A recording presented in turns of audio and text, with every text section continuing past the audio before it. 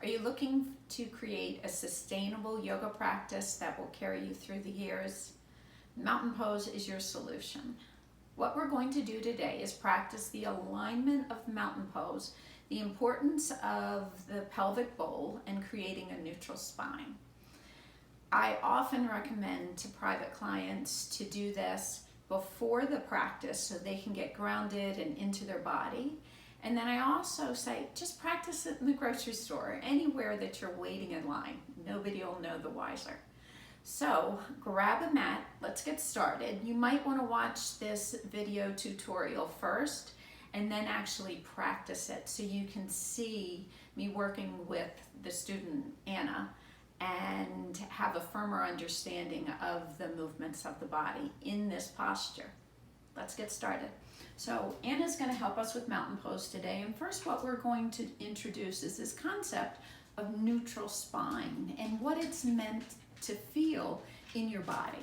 So Anna, if you would turn to the side, and thank you for brushing your hair. Neutral spine is having these four curves of the body. The first is this inward slope of the tailbone curling in. Then we have the lumbar spine that curves in the opposite direction. Stacked on the lumbar spine is the thoracic spine that curves out, much like the tailbone did. And then we have this curve of the neck that matches the lumbar spine. So you can see how they link together. We have a curve in and a curve in, a curve out and a curve out. So in Mountain Pose, and I'm going to have you first step your feet about 6 inches apart, and then notice how Anna perhaps brought her feet, toes out a little bit too wide. So I'm going to have you look at your second toes and bring them parallel towards each other. Here, Anna's heels are directly below what we call the sitting bones. And then what I'm going to have you do is bring your attention up to the pelvic bowl. So in the pelvic bowl, start to firm your outer hips and squeeze your glutes. And as you do this, did you notice your lower belly start to contract? Mm-hmm. Okay. So once we get the pelvic bowl oriented where the front of the hips are pulling up, I'm going to have you now draw your attention back to your feet. Most of us stand with more weight to the outer edge of the foot. So Anna, start to press down through your big toe mounds in your inner foot. And then as you do that, bring some weight into the center of the heel. Feel your leg muscles start to firm or actually hug the bone as they contract.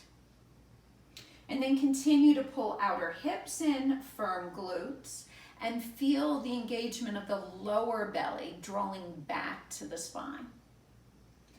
And then begin to imagine a plumb line from between the legs drawing up through the crown of the head. So you almost feel this updraft of the spine. And then feel the lower belly contract. Feel your lower front ribs tuck down. And then feel the collarbones open as the shoulder blades draw down the back. Bring your head back into my palm, and then from the base of the skull through the crown of the head, reach up towards the ceiling. You'll start to rotate your palms forward, so this creates an external rotation of the upper arm and the shoulder girdle. And again, this brings more space across the chest and helps relax shoulders from the ears. And then let's take it from the bottom to the top, Anna. Ground through inner foot and heel. Firm the leg muscles to the bone. Start to hug outer hips in and feel the tailbone lengthen slightly. Tuck your lower front ribs down, drawing lower belly in. And then feel the reach of the crown of the head up as shoulders relax down. Take one more inhale and exhale. And then release. How did that feel? That's so different. Yeah. Yeah, it feels totally different. Okay, great. Thank you.